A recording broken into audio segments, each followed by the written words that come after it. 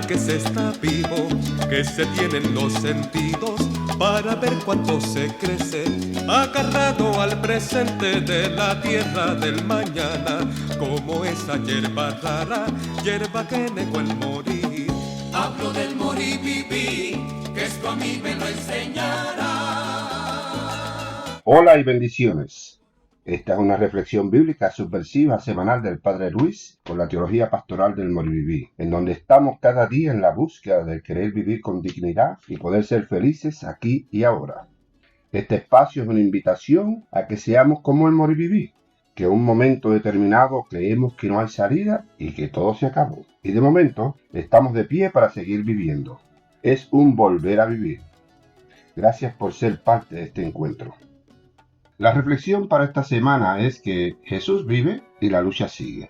Y la lectura del Evangelio de Lucas, capítulo 24, versos del 22 al 23, y también algunas mujeres de entre nosotras y nosotros nos asombraron, pues cuando fueron de madrugada al sepulcro y al no hallar su cuerpo, vinieron diciendo que también habían visto una aparición de ángeles que decían que él vivía. La resurrección de Cristo Jesús. Hay por lo menos 3 versiones sobre el fenómeno de la resurrección.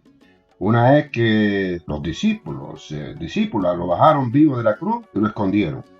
Otra es que los discípulos o discípulas lo bajaron muerto y luego decidieron regar la voz de que había resucitado.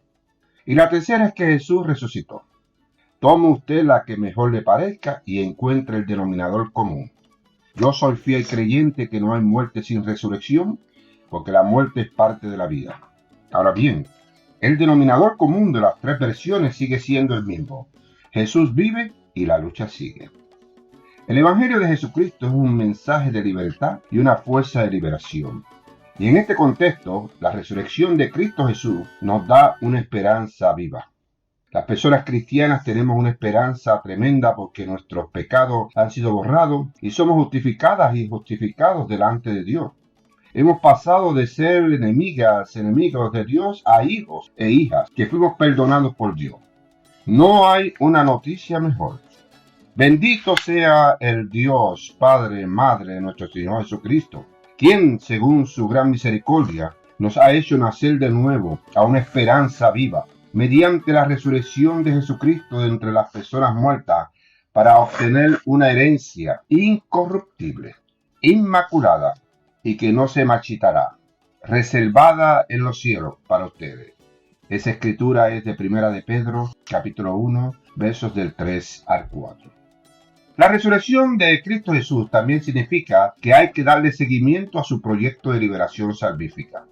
Para mí, hablar de la resurrección de Jesús no es un problema ni mucho menos una contradicción. El problema y la contradicción comienza cuando trato de darle relevo o seguimiento a esa resurrección para que nos haga sentido en la actualidad.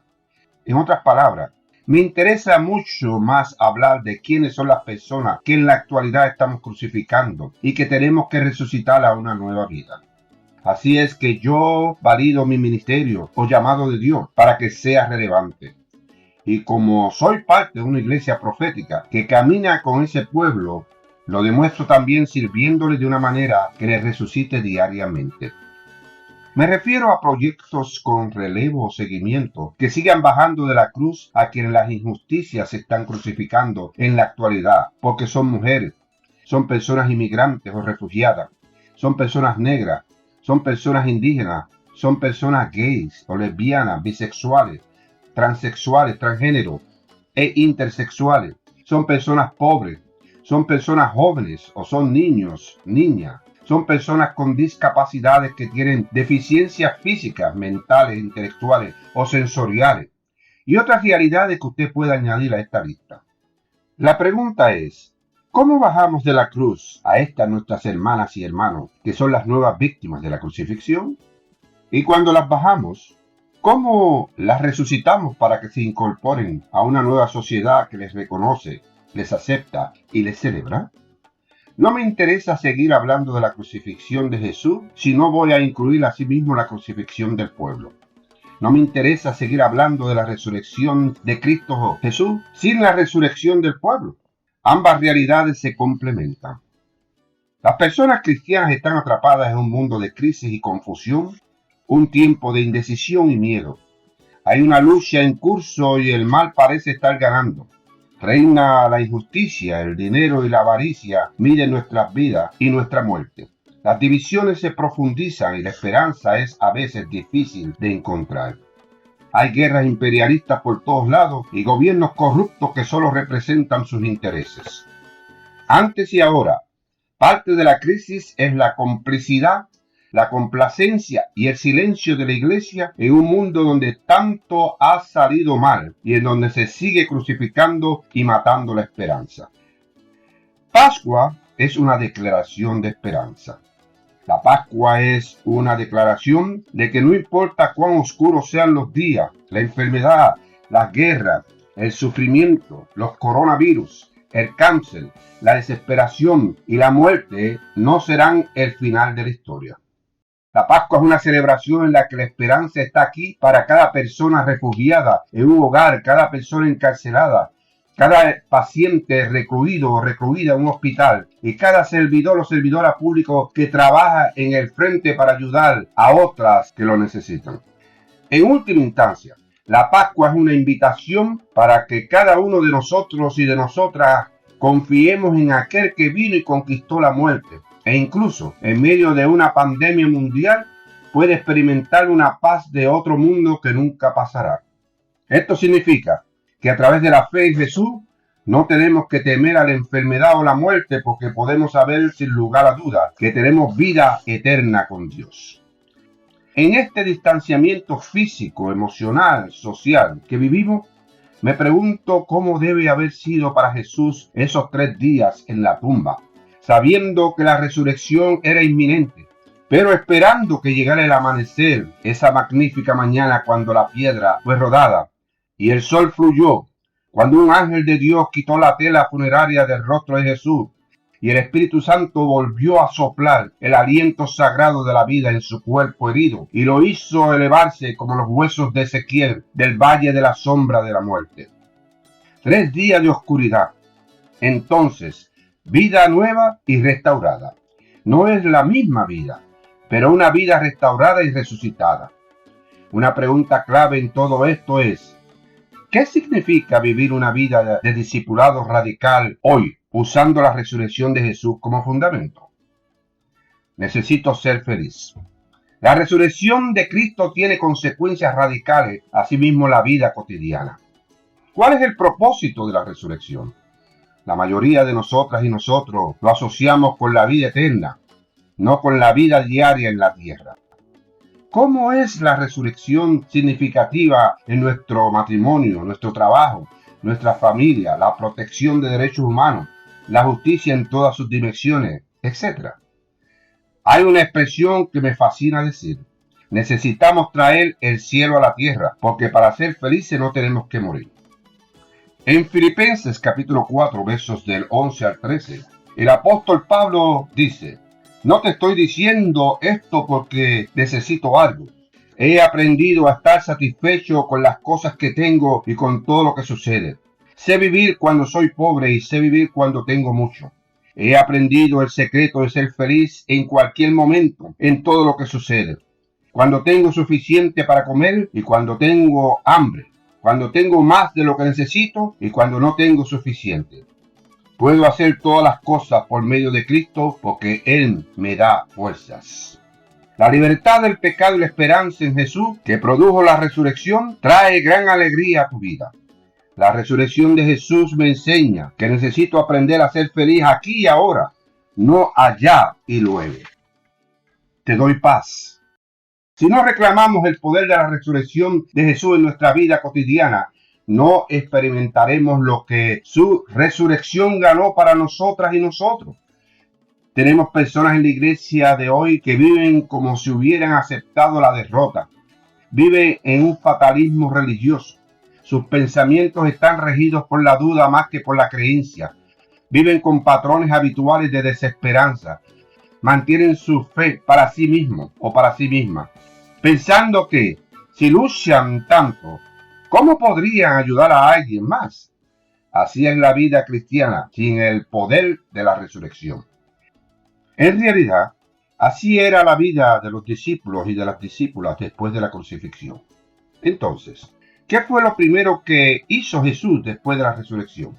Se ocupó del miedo de sus seguidoras y seguidores. En la tarde de ese día, el primer día de la semana, al cerrarse las puertas donde estaban los discípulos y discípulas por temor a los judíos, Jesús vino y se paró entre ellas y ellos y les dijo: la paz sea contigo. Esta es una escritura en el Evangelio de Juan, capítulo 20, verso 19. Los discípulos y discípulas se habían encerrado literalmente, temerosas y temerosos del mundo exterior. Temían a la burla, la persecución, incluso la posibilidad de una muerte como la que experimentó Jesús. Pero Jesús vino directamente a través de esos muros para encontrarse con ellas y con ellos en su miedo. Y sus primeras palabras para ellos y ellas fueron: te doy paz. Incluso entonces todavía tenían miedo. Entonces Jesús tuvo que decirle 2 veces: la paz sea con ustedes. Cristo no les reprendió ni les juzgó por su miedo. En cambio, les buscó en su punto más profundo de su necesidad y allí les encontró. Jesús no solo liberó a los discípulos y discípulas del miedo, sino que les equipó con el poder de la resurrección para ser sus testigos en la tierra. Por eso el Evangelio de Juan capítulo 20, verso 21 al 23 nos dice: como el Padre, Madre me envió, aún así te envío a ti. Y cuando hubo dicho esto, sopló sobre ellos y sobre ellas y les dijo: recibid el Espíritu Santo. Si perdona los pecados de cualquiera, se los perdona. Si retienes el perdón de alguien, se lo retiene. Jesús estaba dándoles poder y autoridad para representarlo en la tierra, diciendo en esencia: has experimentado mi trabajo terminado en la cruz. Ahora puedes proclamarlo. Predica la liberación de los pecados. Sea un defensor, defensora de mi evangelio. Una voz para mis buenas noticias. Mi instrumento para liberar a las personas cautivas. Amigos y amigas, el poder de la resurrección es que Jesús está vivo. Es un Salvador vivo y nos da una paz verdadera y sólida que nos libera de todo temor. A su vez, Él respira en nosotras y nosotros su propio espíritu, dándonos poder como testigos. Y nos regala el privilegio de llevar sus buenas noticias, la bendita esperanza, a todas las personas que están crucificadas o muertas en vida. Este es el resultado radical de la resurrección. El poder de la resurrección es la esperanza de aquí y ahora. En lugar de buscar la esperanza realizando rituales religiosos, creyendo doctrinas correctas o haciendo buenas obras, date cuenta de que esas cosas son valiosas, pero no pueden producir esperanza. Pon tu esperanza en una relación dinámica con Jesús, acompañando y sirviendo al pueblo. Espera a que Dios desafíe tu fe cuando le pides su poder de resurrección en tu vida. Pero ten claro que si confías en Él, experimentarás mayores aventuras de las que puedas imaginar. Es importante tener claro que parte de la misión de Jesús era romper las barreras que dividían a la humanidad. Y eso incluía las barreras de género. Las mujeres eran asimismo llamadas para servir al reino de Dios. Dios nos llama a todas y todos a ser compañeras y compañeros en el cumplimiento de la misión de Dios. Aquellas personas que resisten no aceptando, como los guardias romanos fuera de la tumba de Jesús, simplemente se convertirán en personas que están muertas en vida. Son quienes esperan por una resurrección antes de la muerte física. Sigamos encontrando las dimensiones espirituales, sociales, históricas, culturales y políticas de la resurrección de Jesús que vienen para producir una propuesta de vida antes de la muerte y vida después de la muerte. Por esto, la resurrección de Jesús no construye murallas de separación, sino más bien puentes que nos pueden unir como pueblos que buscan su liberación. Sigamos gritando que Jesús vive y la lucha sigue, para seguir construyendo un nuevo mundo. Es por esto que tenemos que reconocer que la resurrección de Jesús apunta hacia la creación de un nuevo modelo de iglesia y una nueva manera de relacionarnos con las otras personas. Una iglesia que sabe acompañar al pueblo en sus luchas, que puede sentir y actuar con ese pueblo, bajándolo de la cruz.